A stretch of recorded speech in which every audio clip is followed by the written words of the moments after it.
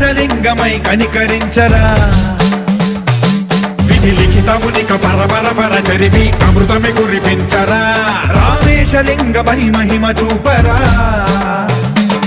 పలు శుభములగని అభయముని నిహితము సతతము అందించరా